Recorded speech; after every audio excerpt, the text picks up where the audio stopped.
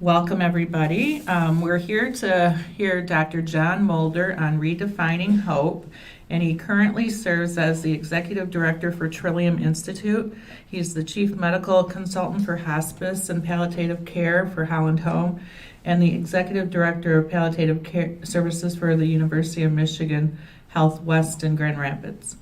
He has an appointment as an assistant professor in the Department of Family Medicine at Michigan State University College of Human Medicine, where he serves as the director of the Division of Palliative Medicine and is currently the director of the Mercy Health Grand Rapids Hospice and Palliative Medicine Fellowship Program. So he has an extensive background. His scope of service has extended internationally, having traveled extensively to limited access and third world countries to participate in medical relief and development activities. In his leisure time, he is involved in musical pursuits, performing as a singer-songwriter in the folk genre. He has recorded several albums, and he is married to Lisa, a special education teacher, and they are proud to claim 8 children and 10 grandchildren. Sounds like we need to have you come back and perform. So go ahead, Dr. Mulder, take it away. Thanks so much. I'm delighted to be here. Always enjoyed being here at Breton. I have a long history, not only because of my work with Holland Home. My mom used to be a resident here, and so it's just feels like almost a homecoming here. And I am going to talk a little bit about hope today, which is kind of an interesting concept to chat about, because hope is something that we all have embodied, and hopefully all still have. There's so many different ways to look at hope. I can tell you that having raised 8 teenagers, there's a lot of hope that goes into that process, and sometimes discouraging moments as well. But I thought I'd start out simply by looking at, since they put me behind a pulpit here, I think that I should probably start by talking about some biblical perspectives of hope. It's kind of a nice way to kind of set a foundation for what we want to chat about. The other thing is that this is a really wonderful sized group for doing this sort of a thing, and it gives a greater opportunity for interaction. So if there's something that I'm saying that you don't quite understand, shout out, put your hand up. I'll give plenty of gaps if you have some reactions or comments or questions that you have. I'd like to be able to make sure that we address that. And I'll for sure leave some little time at the end for that as well. So throughout the Psalms, hope is a recurrent theme. And if I were just going to look at the Psalms, I would probably be here all afternoon just reciting the Psalms that relate to some aspect of hope. But conceptually, just to know that throughout the Psalms, there is a repeated admonition to us to put your hope in God. And David repetitively says, my hope comes from him. And we see that all throughout the Psalms. From Ecclesiastes, there's a verse, anyone who is among the living has hope. And I love that concept. And in fact, the state of South Carolina has as their state motto. I should back up. Do you know your state motto here in the state of Michigan? Thank you very much. You give him a treat. Okay. Yeah, that's excellent. Well, so I did this lecture once in South Carolina. And so I asked these South Carolinians if they knew their state motto, and they didn't. And their state motto is, it's actually on their license plates. So they apparently never look at their license plates, because it says, if I breathe, I hope. And it's and that's, so it's really, that comes almost directly out of Ecclesiastes. It said, anyone who is among the living has hope. And that's really one of the kind of the take-home messages, that if I breathe, I hope. If we have heartbeat left, and if we have breath in these lungs, there's an opportunity for hope. And a lot of times, people, when they get ill, when they are suffering, when they have chronic pain, when they are lonely, when they are separated, when they're debilitated, it seems sometimes that this phrase that I hear, all hope is gone. When I hear that term, my typical question is, what hope is it that you're talking about? that you would say all hope is gone. So one of the things we're going to talk about in the time that we have here together is how do we define hope, and how do we redefine hope, and then how can we really make that a meaningful part of our existence, that hope kind of invades our existence. Of course, in Isaiah we have one of the more well-known verses on hope. Those who hope in the Lord will renew their strength. They will soar on wings like eagles. They will run and not grow weary. They will walk and not be faint. Wow. I can have all of that just by hoping in the Lord. We'll come back to that. Hebrews, now faith is being sure of what we hope for and certain of what we do not see. And then out of Ecclesiastes, this doesn't specifically address hope, but this is the famous verse that says, there is a time for everything, and a season for every activity under heaven, a time to be born, a time to die. And those of us that grew up listening to music in the 60s, of course, recognize the great old folk song from the Byrds, who sang, Turn, Turn, Turn. Here's what I like about this one. A time to be born and a time to die. We have to live with the understanding, the expectation that we are mortal beings. At some point in time, we're going to die. We may know that up here. Okay? Our minds will tell us, yep, I know that. Our hearts sometimes tell a different story. I don't want to acknowledge that. I'm enjoying my life. I have joy. I have relationships. I have people that I love that love me. I don't want to go anywhere. But the reality is that we will.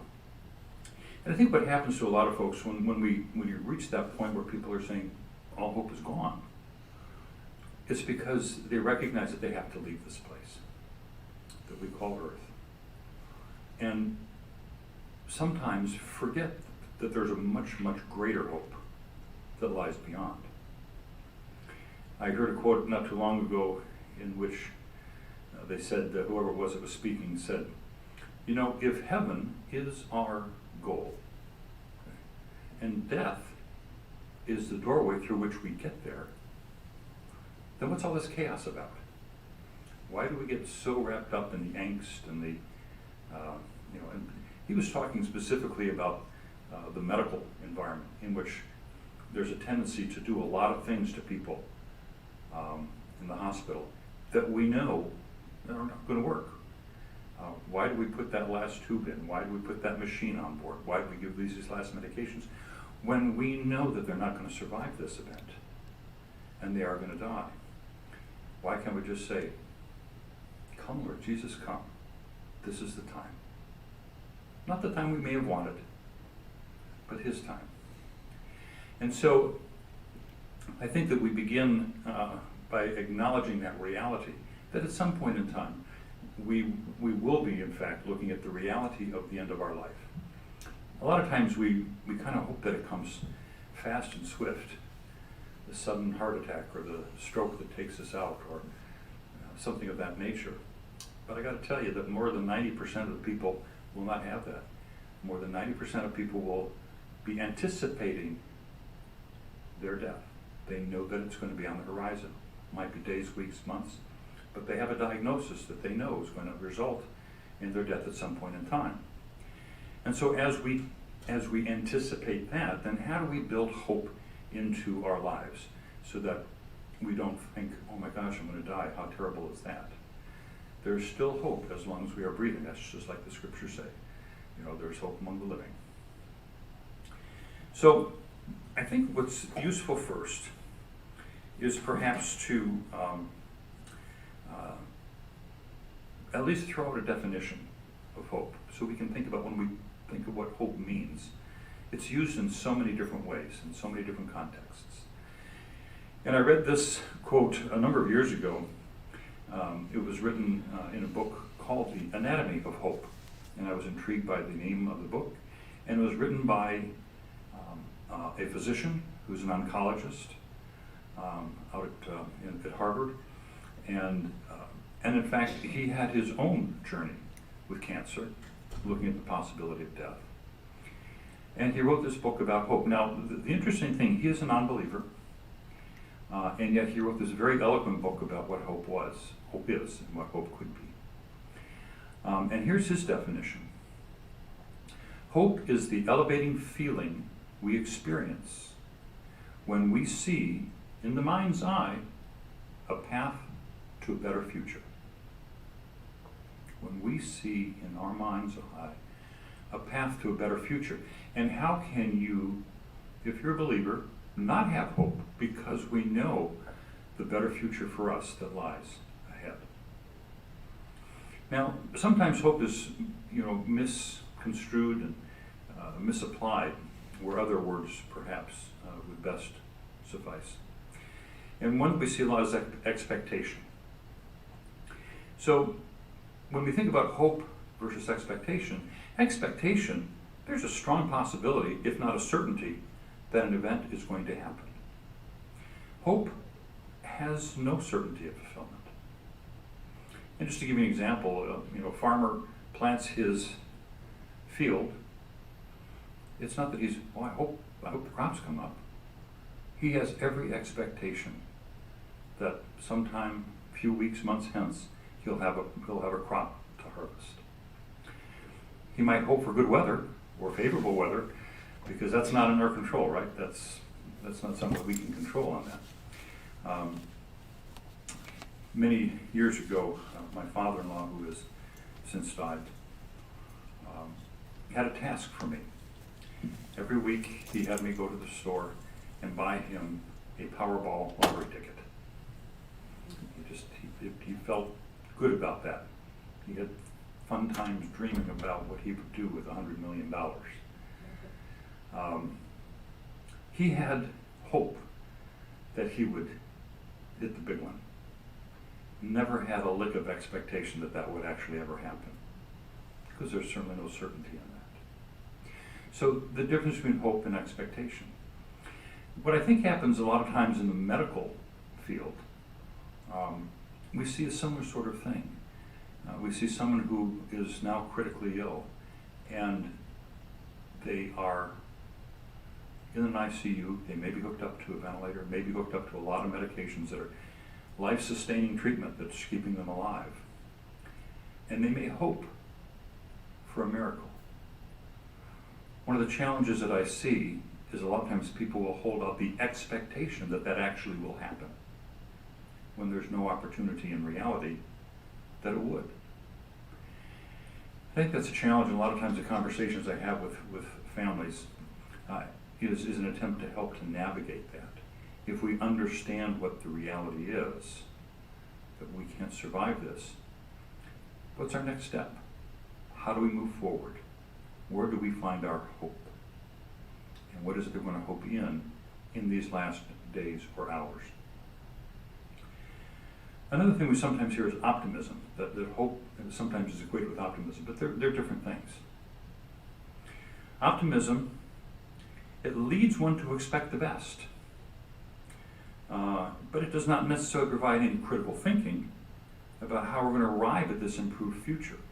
It's the half glass full versus the glass half empty. Hope entails pathways and thoughts to an intended goal. I'm hoping for this, and how am I going to get there? Optimism just is simply believing in the possibility of a good outcome. So hope is not optimism. Hope is not expectation. Hope really finds its legs when we have a goal in mind, a determination that a goal can be reached, and a plan on how to reach those goals. So my father-in-law, he had a goal in mind, big money. He had a determination that the goal could be reached. And the plan, I'm going to send my son-in-law to buy all the tickets he can for me. And so it is the sum of what we sometimes refer to as the willpower and the way power that you have for your goals. So goals that we might set the things that we might be hoping for, are objects, experiences, or outcomes that we can imagine and that we desire. Again, in my introduction, it was noted that I'm a musician. Boy, I can tell you, in my younger days, I hoped I could get on a large stage with a big crowd, maybe sing and play with famous people. That was a goal I had. I could imagine it, and I could desire that. I didn't have really any expectation that would happen, because I'm not that good as those that are up on the stage. And quite frankly, I'm not willing to put in the time and practice. I'd just rather it happen, right? So I didn't have much of a, as my wife said, well, you must not have wanted it that badly then if you were not willing to put the work into that. But I could still hope. Some people might say, no, you weren't even hoping, you were just dreaming. And that's okay too. It's okay to have a dream. So the goals where hope is involved typically lie somewhere between an impossibility and a sure thing. If my hope is that at some point in time I could be up on stage behind the podium talking to a dozen wonderful people, I can do that. I can do that. But on stage at the Grand Ole Opry, I don't think so. So I mentioned earlier that hope kind of is the sum of this mental willpower and the way power. Let me explain what I mean by that. Now, willpower is the driving force in hopeful thinking. And just as when you think about willpower, when you think about people that have willpower, they seem to have this drive and this intention of really following through. And it draws on the perception of our desired goals, as well as our mental energy. And so we have to understand what the goal is. We develop this mindset that we can do this, and that somehow I've got some responsibility in trying to realize my hopes. Now, way power that's the plan and the roadmap that guides our hopeful thought. So we think about, we've got the willpower is the goal and the desire, and the way power is the way that we're going to try to execute to make all that happen.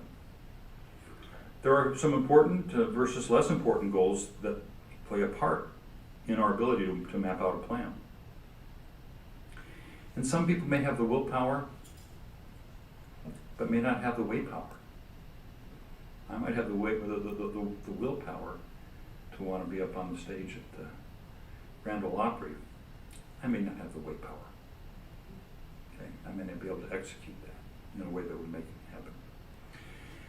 The other thing I want to just differentiate is sometimes people talk about positive thinking. I think it was Robert Schuller that wrote a book, The Power of Positive Thinking, or was that somebody else? I'm thinking of somebody else. Anyway, that was a few decades ago, actually. And positive thinking is really a therapeutic process that people can engage.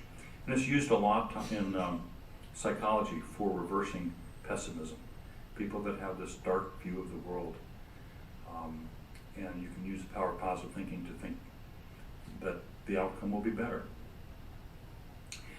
And I'd also like to just kind of touch a little bit on the concept of false hope.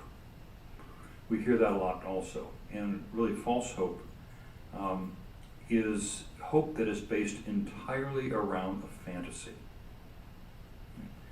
And a lot of times, since hope can be an amalgamation of a lot of different things, where it can be something that we've experienced, it can be a result of some element of expectation, but or it can be something that someone has really planted in our minds that really give us the opportunity to think hopefully about something. But it's really based entirely on a fantasy or an unlikely outcome. And where I see this play out, again, as a palliative doctor, I work a lot within the hospital system and with people that have a lot of times terminal diagnoses. Not all, but many do. And in many circumstances, they have believed that if they are treated with this particular method, that somehow they will be cured. And where they got that idea, they might have gotten it from the internet, maybe a friend told them that, maybe another doctor told them that, who didn't want to acknowledge the reality of someone's terminal process. But they develop this false hope that somehow we can achieve this goal of cure or recovery, when in fact physiologically it may be impossible. That's false hope. And that really, it grieves me when people are setting these really important goals for themselves and hoping that those can go on when they're really, especially in the area of medicine, when there's no chance. So sometimes my conversations with folks are, I'm sorry, but what you are hoping for can't happen. Outside of God coming down, putting his hand on you and saying, removing the illness from the body, that's not going to happen. So when we hope for something, we really kind of engage two parts of our being. One is our cognition, is the thought process, and the other is the affective or the emotional part of it. And both are really important to do this. So when we hope for something, that kind of kicks our brain into gear, getting information and data and trying to figure out, okay, how is this going to happen? How am I going to work through this desired future event? I'm going to think through this. So if I am debilitated and my hope is that I can get up and walk again, I need to be thinking through, okay, what are the steps that I'm going to take? Okay, again, the willpower. Think about how this is going to happen, how I'm going to unfold this. And I have to create a different vision in my mind other than where I am right now. And I had to work through some of that myself many years ago. Not many years ago, about 5 years ago, when I was sick and I was diagnosed with a terminal lung condition. I expected to die. That's what we all anticipated. That's what the doctors had told us. And then the opportunity came for me to get a lung transplant. Even that was a long road in terms of just working through the process of getting evaluated, qualifying for that, and then waiting until an organ became available that was suitable for my body. I had to rethink. By that time, I was debilitated. I couldn't breathe. I was on oxygen all the time. Couldn't walk more than a few feet without having to sit and rest. And the thought that I had that I could be breathing normally again, that I could get up in front of a crowd again and stand behind a podium and speak again, that really wasn't present. So my hope required that I change my thinking about who I was and what I could do. Just so you're not confused, I did get my lung transplant and I'm doing fine. So we're doing good, doing well. In addition to the cognitive, the thought process, there's the emotional part of that. And that's the energizing, the comforting feeling that we have. We talked before about the definition of hope, that elevated feeling that you have. And you know that when a piece of information crosses your your desk or your phone or something like that, when you get a call from a child or a grandchild that says, "I'm pregnant," right then that elevated feeling, like how exciting, and your emotion takes over, and your mind is filled and your heart is filled with hope for what this child will bring into the world. Okay. That's the emotional, the affective part of hope. Now, I wanted to just share a couple of things, and then I'm going to see.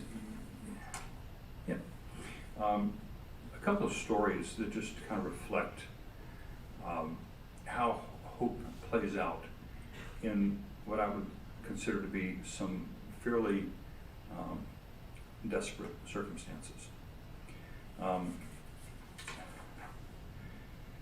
I think that hope can work its way through people. We, as human beings who wander this earth, especially if God has touched your life in a way that is really obvious to you, you can be hope to other people.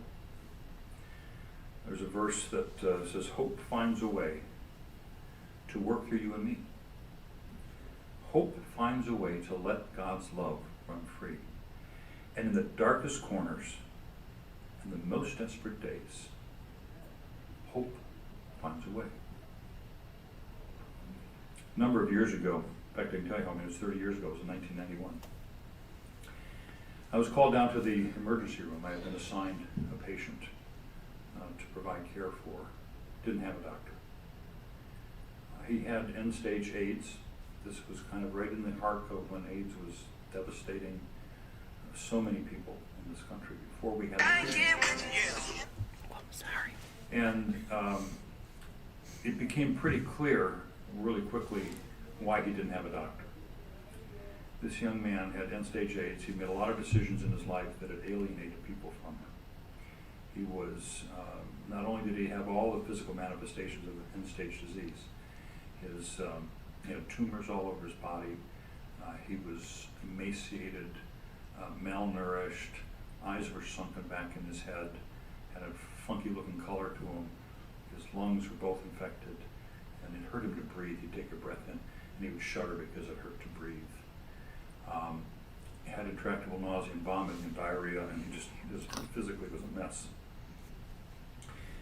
But he also was a vile human being. He was nasty, he was rude, he was insolent, he was yelling, he was swearing, had no regard for anybody. He was a nasty young man. So physically and behaviorally. And so, on the form when he checks in, there's nobody listed as next to kin. I got no one. No friends, no doctor, no nobody. He'd alienated everybody. And when I came in and was evaluating him, he said, I know what's going on. Just give me Kevorkian's number, and I'll get out of here. I said, no, can't do that. First of all, it's against the law, and I'd like to stay out of jail. So and I said, just give me a couple of days so we can get you feeling better. He was a little reluctant. He just wanted to go home. I suspect he wanted to go home and kill himself. That's kind of what seemed to be what his motivation was. But I put him in. We got his pain under control, got his nausea and vomiting under control, got his infections under control. So within a couple of days, physically, he was in a much better spot. He was still just as nasty and vile as he was when he hit the ER. And now that he's feeling better, just get me out of here, get me out of here, get me out of here. And I said, I'll let you go, but only if we have a hospice team involved who can watch over you when you go home. He said, no way. And so I decided to be a little paternalistic, if not coercive, and say, nope, you don't get to go until I say so. And I will say so when you agree to let hospice come up to the house. He was anxious enough to get out that he said, okay. So we got the hospice team involved. And over the next few weeks, the nurse and I worked together fairly closely to make sure that we maintained that physical control of the symptoms. I would submit he was healing physically. Healing does not mean cure, by the way. We were not going to cure his terminal AIDS disease. But we could put him in a state where physically he was able to accommodate that. And he was comfortable. And his body was at peace. Now the social worker had a big job to do. In hospice we always use social workers to help with things like this. And she was able to actually track down his mom, and a sibling, and a friend, and to bring them back into his life and facilitated the knitting back together some very, very damaged relationships. But you saw that happening and unfolding. And you saw relational healing. And we saw emotional healing going on. Hospices also have chaplains that are fully engaged in the work that happens there as well. And the chaplain had a pretty big job to do too. This is a young man that had long since abandoned the faith of his youth. The chaplain was able to step in and make God relevant in his life again. And you could see that he was healing spiritually. So in all these different dimensions, this young man was healing, still on a course to a certain death. I was out to see him not too long before he died. And I went into the house. Now, his eyes were just as sunken as they were before. But there was a little sparkle there this time. Had a different countenance about him. And he looked up at me and he says, "You know what, Doc? This has been the best 6 weeks of my life." And you think about that. When you have someone who is desperate, in agony, no hope, wants to die. And 6 weeks later, just before he does die, is able to claim, "This is the best 6 weeks of my life." I would say that really, in my mind, embodies what hope's about. Now, it would have been hard for me within that moment in the ER to say, "Hang in there, buddy, things are going to get better." And his response would have probably been to spit at me. "How do things get better? I feel miserable, I'm going to die, and I have a terminal illness." But yet we see the impact of what loving people can do simply by being with him, being present, doing what they're doing. And doing that in God's name makes an even huger difference. So I think that's one example of how hope can be really engaging in what otherwise would appear to be desperate circumstances. So how can we address hope? I think that from my perspective, I address it pretty straightforward and explicitly. Just ask people, "What are you hoping for?" And sometimes I will do that, and it might be a young couple whose marriage is in shambles. It might be someone who is dissatisfied in their job. It might be someone who is dealing with a terminal illness. What is it you're hoping for? And then a good follow-up question to that, it kind of reminds me of the old Dr. Phil thing. So how's that working for you? If you ever saw much Dr. Phil. But you can just ask them, "So how is that hope faring for you?" And they say, "Well, not very well. I still hold out that hope that something like that could happen." So that's a really, really nice point of what we might refer to as empathic entry, where we can begin empathizing, and that opportunity to really meet people where they are and help to guide them. Sometimes with our hopes, we frame the hopes. What is it we're really talking about? Sometimes we have to reframe that hope. I just, on Monday, just 3 days ago, attended the funeral of a friend of mine. I had known Jim for half of his life. He was 58. I met him at church 25 years ago. And we've been friends ever since, through the birth of all three of his daughters, and through an amazing career. And about a year and a half ago, just after COVID started, he was diagnosed with pancreatic cancer. I remember when he called and told me the news, and I remember saying, "So, what are you thinking? What do you know about the disease and what the doctors told you?" I said, "Doesn't look good. Doesn't look good." And I said, "Well," that's correct. Most people with this disease die from this disease. You can't really say how many months or a year or however long that's going to be. But it's certainly it's not measured in years, that's for sure.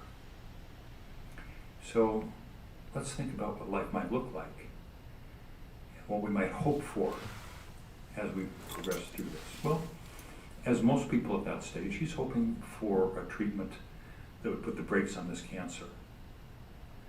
And so he went through his first round of chemotherapy. He was told surgery was not an option because it had already spread, but that perhaps some of the chemotherapy might help in doing that.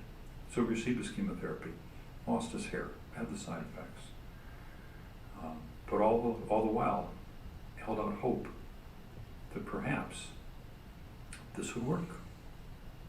It didn't. And to his credit, he never got angry with God for saying, hey, why didn't you make that drug work for me? He just said, we sort of anticipated this might be the outcome. So, well, the doctor talked about some experimental therapies. Let's do that, and let's hope that they will hold some promise. So he underwent that. That didn't work either. He still had progression of his disease. And about 2 months ago, he said, I heard about this doctor out in Arizona that specializes in pancreatic cancer. I'm going to go visit him. And you could see with each of these conversations that he always maintained a level of hope. But he had to continually reframe what he was hoping for. You could also see that his level of expectation continued to ratchet down as the reality of his terminal illness continued to creep in. At the very beginning, he had high hope and high expectation. Maintained hope for the second time around. Expectation, based on the first experience, wasn't so high. As I sometimes will tell people, by all means, let's pursue what makes sense. But keep in mind, they gave you the best stuff first. So his level of expectation will continue to ratchet down. Throughout this, his faith remained strong. And he would often comment that despite the sadness of having to leave his girls behind, his wife and his three daughters, he was at peace. He had joy in his heart that he would tell you Christ put there, that his wife and daughters continued to foster, and he would miss that terribly.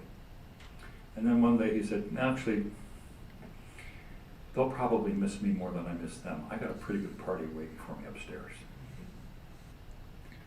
And he lived with that faith. And his hope continued to reframe.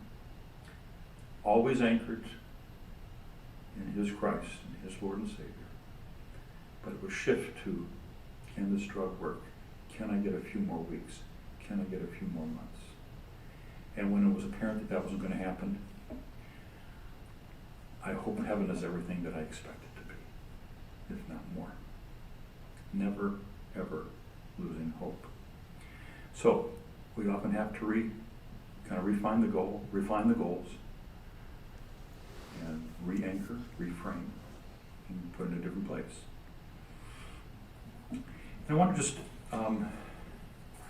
say a few words about what we, as caring friends and family, can do to help to foster hope in those that we see and perceive might need some. Their level of discouragement is such that they're not seeing the hopefulness that lies beyond today. Just like my young patient in the ER couldn't see hopefulness that lay beyond. I think the first thing and the most important thing is the interpersonal connectedness, the relationships that we have with others. I often have people, I just really don't feel comfortable going to a hospital and visiting people because I don't know what to do or I don't know what to say. To which I say, nothing. You just need to be. And I think we learned some of that in studying how God works with us. God offers us His presence and His provision, right? We spend a lot of time thinking about, praying for, and thanking God for His provision. We thank Him for the day that He gave us. We thank Him for the food that we're about to eat, that it might nourish our bodies in Jesus' name. We are thankful for the good news of a healing, or if that's not, we ask Him for that. So there's a lot of provision orientation that we have. I would submit, though, that one of the most important things that God provides us is His presence. And sometimes that's much more important, much more relevant, much more satisfying than the provision that we might ask for. So I think that being with someone is an extension of that. Don't have to do anything, say anything, but just being present is very, very powerful. And if you're going without the expectation that you have to say, I used to think that as well, but I'm not going to go unless I have that perfect pithy saying I'm going to say. I know exactly what I'm going to say that's going to change the world for this person. Yeah, it doesn't happen. It doesn't have to. It can simply be enough to be present. I find that lightheartedness is helpful. Bits of humor. And, I think that there's a lot of darkness in the world. And especially if someone is going through a very difficult time. There's a lot of gloom. There's a lot of absence of light. And I think that bringing in bits of humor and lightheartedness, smiles and laughter can be really useful. I've encouraged families who are at the bedside of a dying family member to tell stories. So they may not be responsive, but I can assure you that they are well aware in an existential sense of what's going on in the room. And when you're talking, they're absorbing the nature of what's happening there.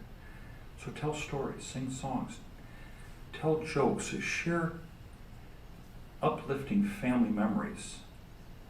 I remember I had once a woman was lying in the bed and she had a bunch of kids, like 8 or 9 kids, scattered across the country, and they all were home and they were all in their room and talking to them. This is the first time in years that they'd all been together.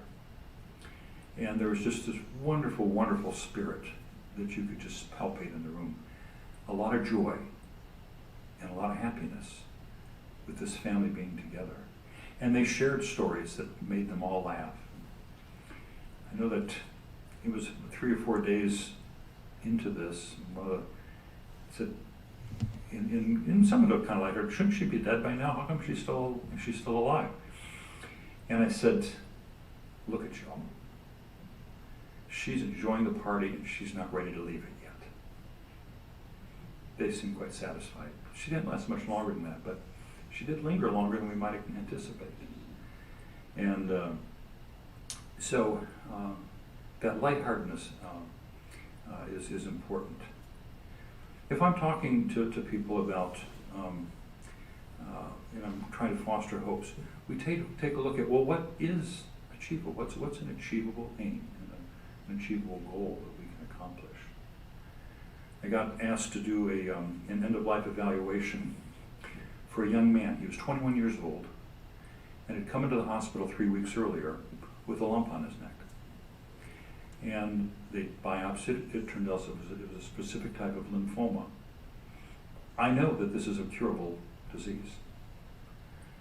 And so it was surprising to me when they said, yes, they're looking for an end-of-life plan because he's going to die from his cancer.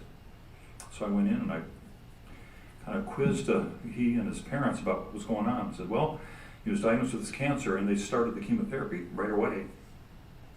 And it made him deathly ill. He was still having this severe nausea, frequent vomiting, can't hold food down. And he said, I can't do this. They tell me that each chemo is a little worse than the first. I can't even get through the first one. There's no way I'm going to put up with this. I'd rather die from the cancer. So, what are the attainable aims here? Well, I said, how about if we get the nausea and vomiting under control first? And they said, it's not going to happen. They've tried everything that they know. I said, yeah, but you haven't had a good palliative doc on your case yet. And had him eating his chicken nuggets and drinking his Coke the next day. And he finished his chemotherapy. So we looked at what are the attainable aims for him.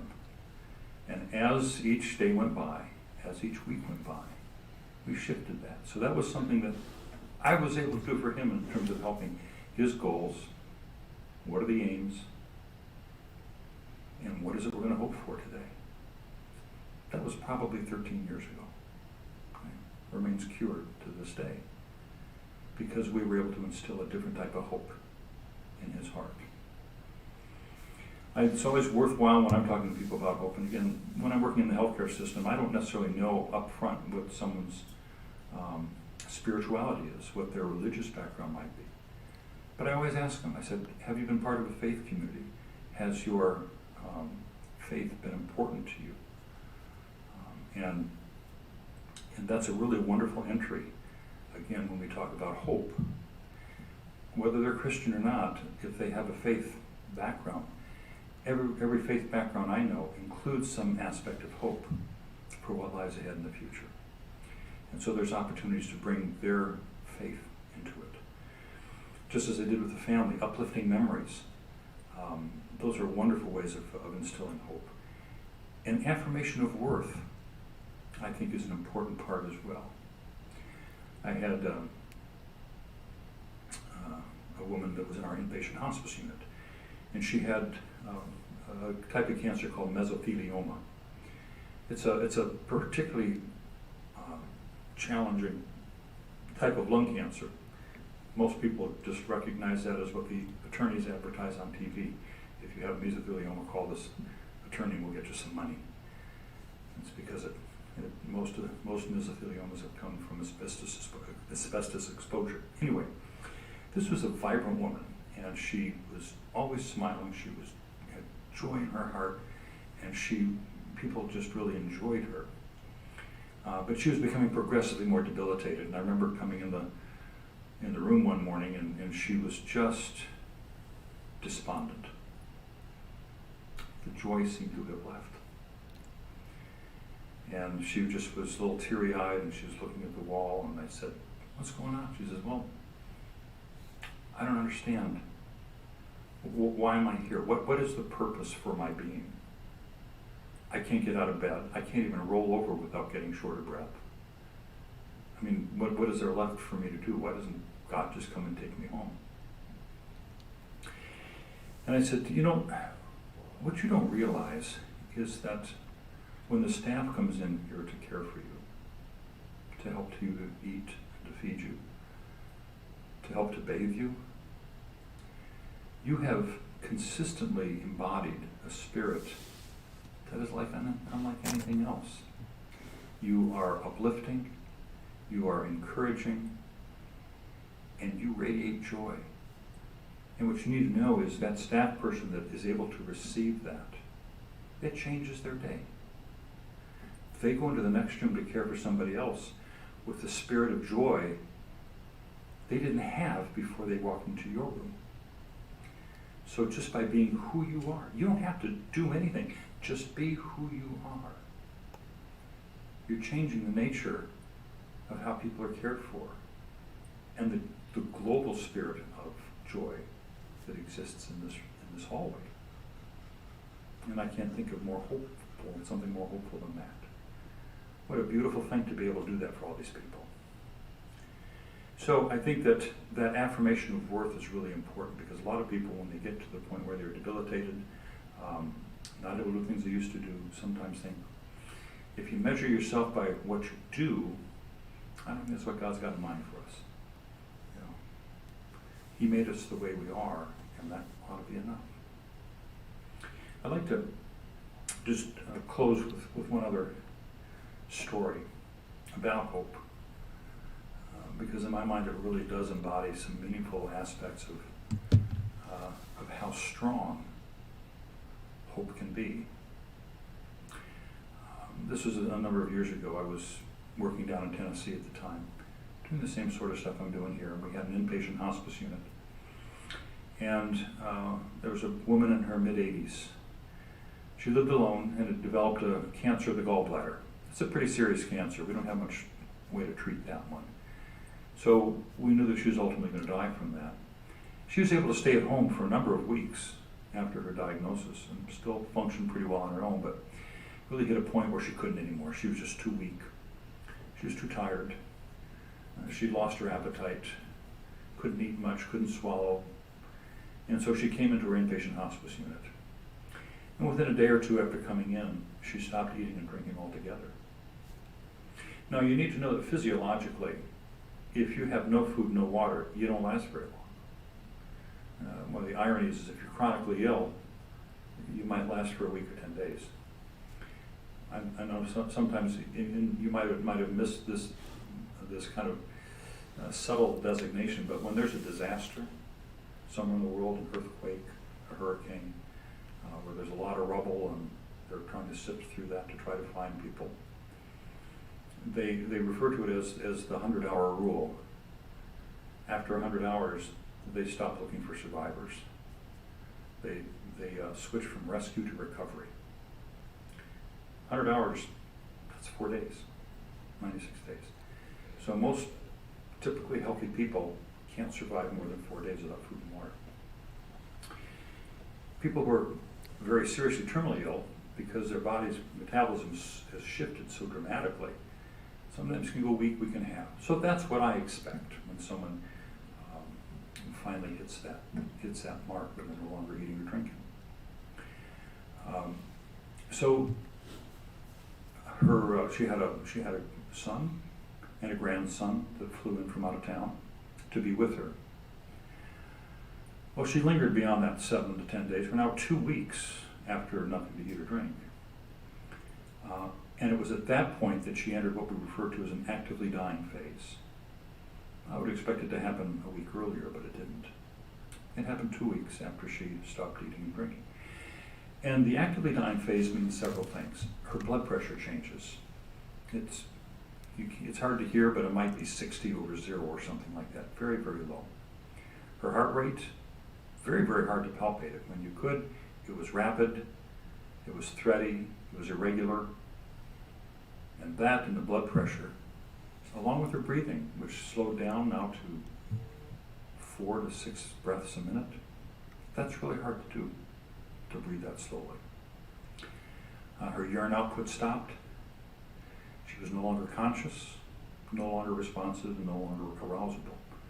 So that entire constellation of vital sign changes and clinical findings, she was actively dying.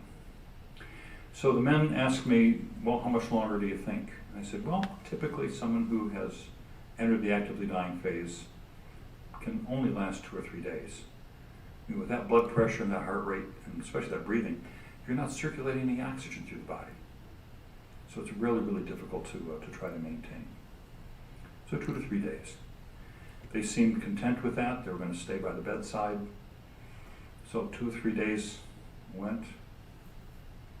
4 days, 5 days, 6 days.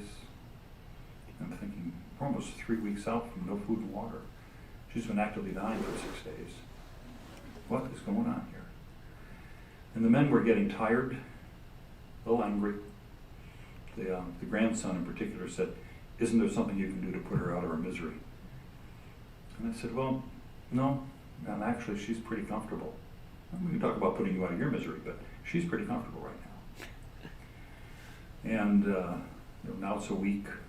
Now it's a week and a half of actively dying. She clearly didn't read the physiology text. She should have been dead by now. I would wake up in the morning and I would realize the call didn't come in overnight telling me that she had died, which means I'm going to have to walk into the facility, down the hallway, into the room, face 2 angry men, and just tell them it's going to be okay. We just have to wait. We're 2 weeks past actively dying. We're a month after she stopped eating and drinking. And I'm walking down the hallway, again, knowing what I'm going to face. And there's a woman standing outside the door. She didn't look happy, a little scowl on her face, arms crossed, a little defensive posture, squinted a little bit, said, "Are you the doctor?" I didn't want to affirm that, but I had to because I was. And she said, "What's going on in there?" I said, "I don't know. She won't die." And we kind of talked through the things that we often do. I said, who are you? She said, well, I've been a friend of the family for years. And the boys had called, and so I came over to see how I could help. Can I help? I said, I don't know. I said, we just don't know why she's lingering as she is. She, you know, in hospice we do a lot of work with family. We do a lot of work with spirituality. Was she right with God? How, you know, pray with her and read with her. The boys had kind of worked through the process of letting go and telling her that it's okay to leave. You know, we'll be fine. So they'd done all the things that we knew to do. And she said, you know, she had a daughter once. I said, really? This is the first I heard about that. Yeah, they parted ways about 25 years ago. And I don't think anybody understands why they did, but they did. And so I think that pretty much everyone just sort of forgot it ever happened, but they've not had any contact since then. I said, wow. I said, do you have any way that I could get a hold of her? He says, you know, I think I've got her number. She had a large bag, as some women do, a really large one. And so she flipped open one side and starts digging through. And she pulls out a piece of paper that looks like this. It was a torn corner of paper, and the writing on it was in pencil. There was no name, just a 10-digit phone number. And it says, I've not talked to her in 10 years, but this is her phone number. Or at least it was then. And I looked at her and said, I'm amazed at your filing system there. You haven't used it in 10 years, and yet you can pull it out just like that. Anyway, we walked in the room, and I picked up the phone, the little desk phone there, and dialed the number. And a woman answers, says, is this so-and-so? She says, yes. I said, this is Dr. Mulder. I'm calling from Alive Hospice in Nashville, Tennessee. I've been taking care of your mom. She developed cancer a few months back, and we've been providing care for her since then. She came into our facility a month ago or so, and she's getting near the end of her life. And I just thought you'd want to know.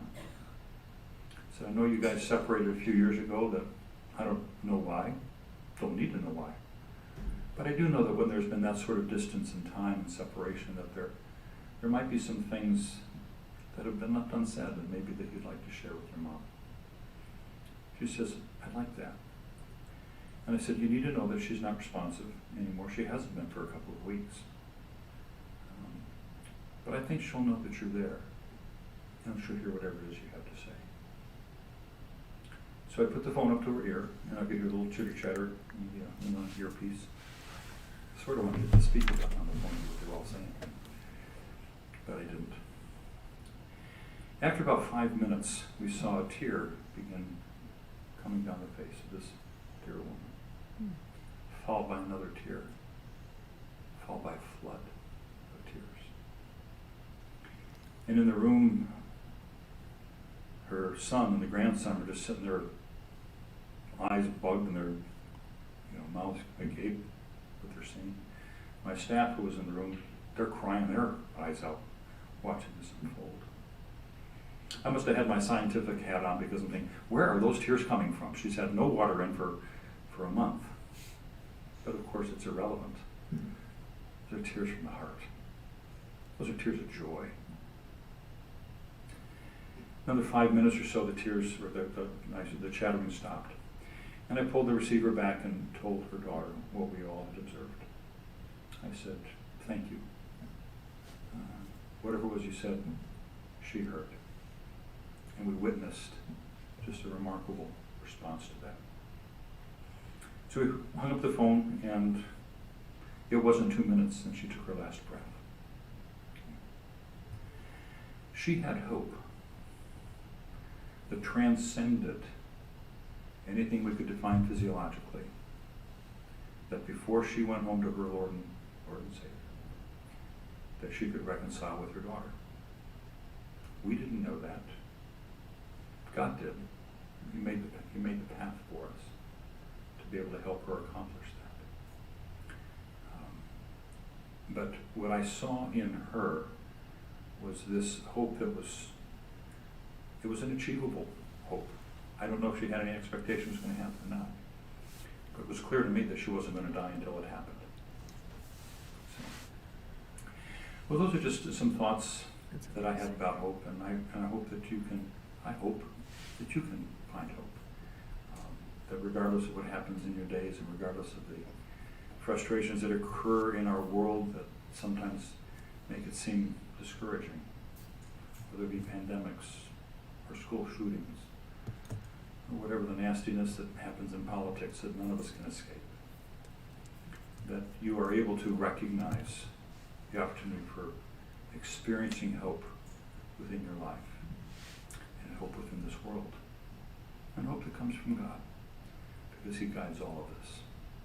And if I breathe, which I can now pretty well, a lot better than I used to, if I breathe, I hope, and I hope that you manage and maintain that as well. So, thank you so much for your time and attention.